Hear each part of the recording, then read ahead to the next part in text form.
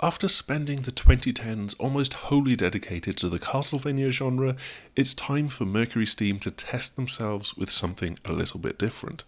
Heck, it's even been a good while since they've dealt with 3 dimensions, after that pair of side-scrolling Metroid games that included the excellent Metroid Dread. But the studio is leaping out of that genre as they look to forge their own original IP with Blades of Fire, and they're creating a new alloy that infuses the Soulslike form and the formula with something fresh and invigorating and new ideas of their own. There's something decidedly PS3 and Xbox 360 about the look and the feel of the world that Blades of Fire conjures, but I mean that in the best possible way.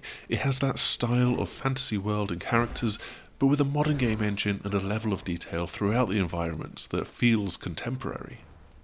Our hero, Aaron Delira, is a blacksmith turned warrior against his will to a certain extent, but you'd be forgiven for thinking that he's been working out full-time at the Chris Redfield School of Bodybuilding. His hands in particular look like they're the size of his own head, and that's before we start to talk about the size of his biceps and triceps. Right at the start of the game, he rescues the young and studious waif that is Adso from being ambushed by the Queen's Guard, though comes to the commotion just a little bit too late to save Adso's mentor and Aaron's friend, Abbot Dorin. The pair of them must now set off across the lands to battle through the Queen's forces, rediscovering the magic of the forges along the way, and ultimately trying to end the Queen's tyrannical reign. Key to this task is Aaron's newfound ability to forge new and increasingly powerful weapons. The Queen's magics have turned all of her enemies' weapons from metal to stone, so Aaron is now basically the only person that could possibly save these lands. The magical hammer that he now holds transports Aaron to the Forge, a pocket realm where he can craft new weapons in isolation. It's a fantastically engaging idea, nowhere near as vague as blacksmithing in Kingdom Come Deliverance, and not as obtuse and simplified as a rhythm action minigame that you might expect. Instead, this is much more of a puzzle that you can take your time over just to get things perfectly right. It starts with a forge scroll, a blueprint for the weapon that you're about to create, and for which you then need to choose and provide the metals, the wood, and other components needed to craft it. You can choose different metal variants for different parts of the weapon, lending it certain attributes from this, trading off strength for speed, weight and durability for stamina depletion, and more fine-tuned details. From there, you then need to actually forge the steel, starting with this glowing block of heated metal that needs hammering into shape. This is represented by what looks like a hi-fi's equalizer, where you then choose to strike, the angle and how hard to strike, redistributing the metal as you go. It's a great active puzzle element, and the closer that you get to completely matching the white line that is marked out for you, creates a higher quality weapon that can then be repaired and reforged more times in the future. It's also quite forgiving in how it rates your creation, so you should get a good weapon out of it if you even put in a little bit of thought. And once you've forged a weapon once, you're able to then skip this process entirely and get the same quality of weapon as you've made before at the press of a button. That's not necessarily a bad thing though, because there are still something like, 30, 40 weapons in this game that you'll have to unlock, learn and craft. I love this system, and it kind of becomes a surrogate for more in-depth RPG leveling and mechanics, outside of gathering pips of health and stamina, and a light skill tree that is earned through collecting cryptic forger cylinders and having Adso decrypt them for you.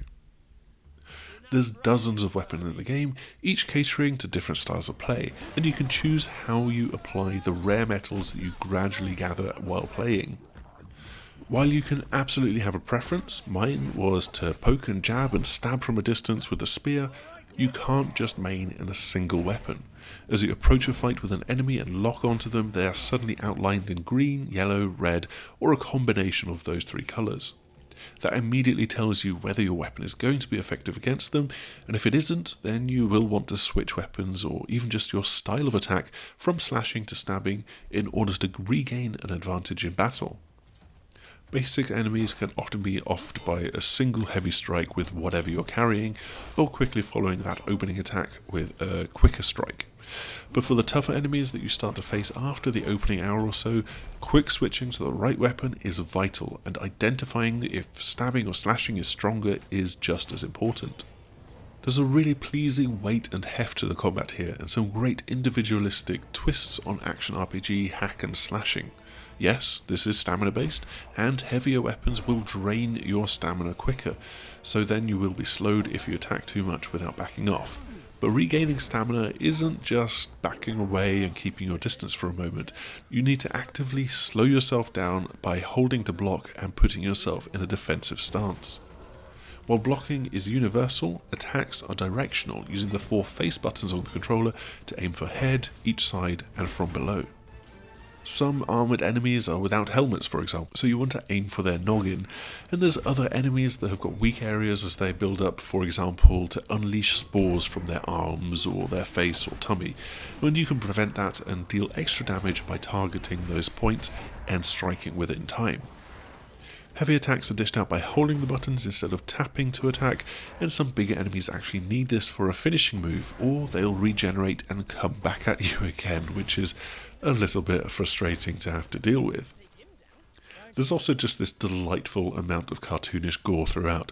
Smashing enemies with a large hammer just obliterates their head with a spurt of blood. Arms can get lopped off if you land a final blow from the side, and there's a troll which has got multiple health bars that will continue fighting regardless of the limb that you first remove.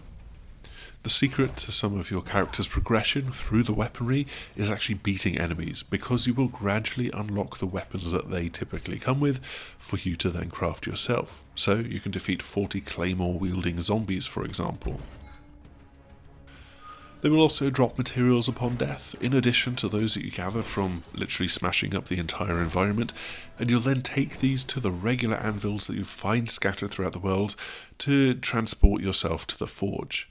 These also act a bit like Soulslike bonfires, where if you rest up to recharge your health potions, then enemies around you will respawn. Also, if you die, then you're going to return to that spot, but instead of leaving a puddle of souls or blood behind you, it's the weapon that you are holding at the time of your death that is left behind, and it is now brittle and stone-like unless you manage to trek back to that spot from the nearest anvil and retrieve it. In a nice touch, this game does actually have difficulty levels. If the game at its default difficulty is too challenging, then you can drop it down a couple of times and you can just get it to ease off a touch. I really enjoyed my few hours spent with Blades of Fire. The original fantasy setting, the characters and their voice acting and script all work for me. Aaron's voice acting actually reminds me of a cross between Matt Berry and Henry Cavill, and I always enjoyed hearing the little twangs that were coming through there, even if this completely unintentional, as I assume it would be.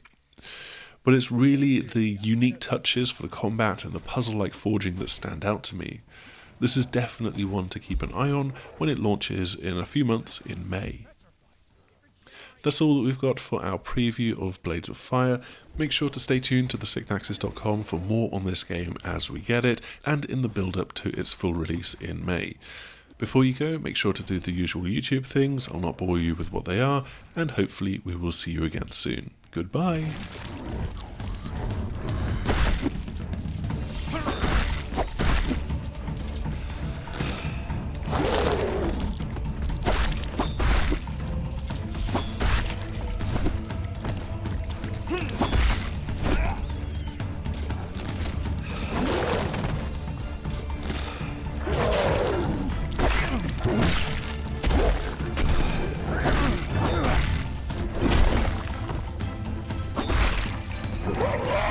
Yeah.